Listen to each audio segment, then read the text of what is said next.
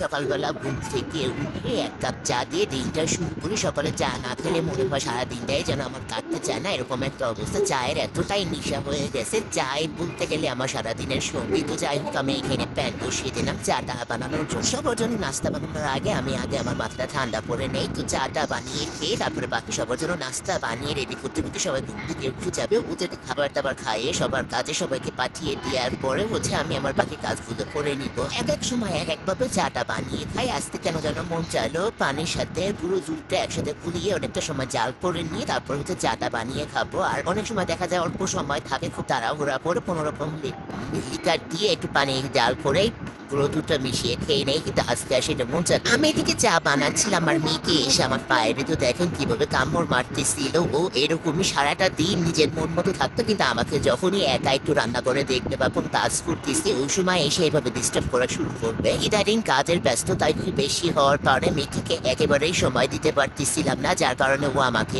কামড়ে দিচ্ছিল। ওর কথা প্রতিদিন কিছু না কিছু সময় ওকে আমার দিতেই হবে, কিন্তু ইদানিং খুবই ব্যস্ত যাচ্ছে, যেহেতু সামনে ঈদ, কিছু অর্ডারি কাজকর্ম আসতে আবার বাসায় মেহমান। দিকে চাটা জাল হচ্ছিল আর এদিকে আমি মেয়েটির সাথে সময় কাটাচ্ছিলাম। মেয়েটির সাথে যখন আমি একটু সময় কাটাই ও খুব সন্তান করে আর কি। এদিকে দুধ আর পানিটা ভালোভাবে ফুটিয়ে নেওয়ার পর 1 মিনিট ভিতরে আমি চা পাতি দিয়ে দেবো। আর চিনিটা আমি এর সাথে অ্যাড করিনি, কারণ ইদানিং আমার শরীরটা খুব হেলদি হয়ে যাচ্ছে, যার কারণে চিনিটা একেবারে অ্যাভয়েড করতেছি। যাচ্ছি না চিনি একেবারে না খাওয়ার জন্য, কারণ মিষ্টিতে শরীরের জন্য অনেক ক্ষতিকর। একদিকে নিজের জন্য আমি এখানে চা বানিয়ে নিয়েছিলাম, অন্যদিকে সবার জন্য আমি পরিমাণ মতো পানি লবণ দিয়ে গরম করে নিচ্ছি, কারণ সবাই তো কিছুক্ষণের মধ্যে ঘুম থেকে উঠে যাবে। সকালটা আসলে আমার একটু ব্যস্ত পাবে কি সবচেয়ে হলে আমি নাস্তা বানাই দেওয়ার পর আপনাদের ভাইয়াও খেয়ে দিয়ে দোকানে চলে যায়, বাচ্চারাও খাওয়া দাওয়া শেষ করে স্কুলে চলে গেলে সারাদিনটা আমি একদম একাই রিল্যাক্সে কাটি, কারণ দুপুরবেলা বা সারাদিন তেমন কোনো রান্না বাড়া থাকে না। একদম বিকেলবেলা আবার রান্না বাড়াটা শুরু করি। তো এই জন্য আর কি সকালটা খুবই তাড়াহুড়ার মধ্যে দিয়েই যায়। চা বানানো শেষ, এখন আমি চা আর বিস্কুট খেয়ে নেবো। এর ভিতরে